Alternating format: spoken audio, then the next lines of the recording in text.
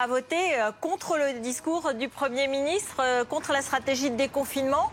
D'abord, c'est une question, mais j'en connais un peu la réponse. Et qu'est-ce que vous lui reprochez? Qu'est-ce que vous auriez fait différemment?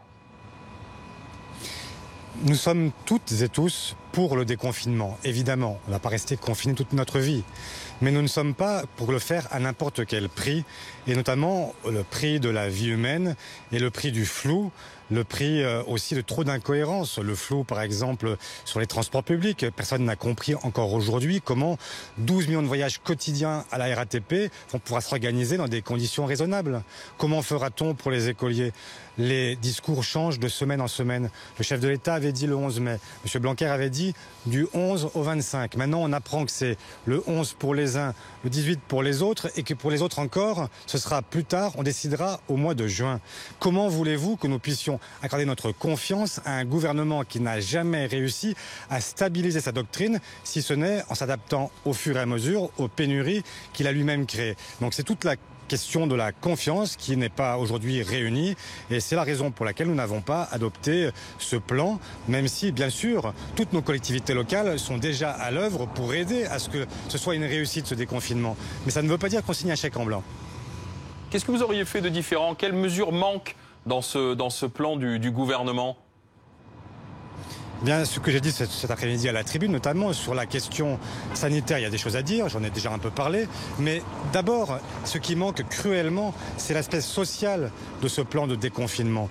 Parce que, vous l'avez vu, nous avons un chômage qui repart à la hausse. J'aurais aimé que le Premier ministre dise que la réforme de l'assurance chômage qu'ils ont mise en place au mois d'août et qui produit ses effets maintenant, eh bien, qu'elle est abrogée. C'est un exemple, parce que chacun le sait, cette réforme-là va être, selon les mots de Laurent Berger, une tuerie. Et donc, si on ne veut pas ajouter de la crise à la crise, il faut des mesures fortes. Je vois ce que font les Japonais.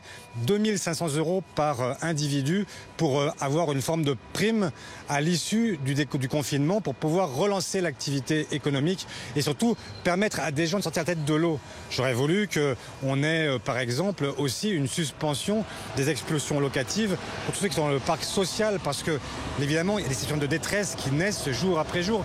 J'aurais aimé que sur le plan alimentaire, eh bien, il y ait là aussi des réformes, des mouvements forts, généreux, solidaires qui permettent, dans les départements les plus critiques, eh bien, d'avoir une solidarité en action. Voilà des manques cruels et qui ne permettent pas aujourd'hui d'accorder notre confiance pleine et entière à un gouvernement qui, jusqu'ici, n'a pas fait montre de beaucoup de travail collectif et qui a toujours décidé seul, un chef d'État qui a décidé seul, au prix peut-être de nous faire demain boire la tasse tous ensemble. Mais Olivier Faure, parmi les mesures que vous avez annoncées, enfin la réforme de l'allocation chômage, elle est suspendue, repoussée en septembre. Les expulsions locatives, je crois qu'elles sont suspendues. Non, c'est pas vrai. Ne dites pas ce qui n'est pas juste. Il y a une partie de la réforme, celle qui a été celle qui devait intervenir en avril, qui était suspendue. La partie novembre, celle qui a allongé le nombre de mois travaillés pour pouvoir toucher l'assurance chômage, celle-là n'a pas été suspendue. Et donc moi, ce que je demande, c'est qu'on puisse abroger l'intégralité de cette réforme, parce qu'elle va avoir des conséquences terribles. Imaginez pour les gens qui sont dans le domaine de l'événementiel, du tourisme, de la culture, tous ces gens qui sont les premiers impactés par la crise. Eh bien, ce sont les premiers qui vont étreiner malheureusement ce nouveau système. Et donc, oui, il faut des mesures fortes.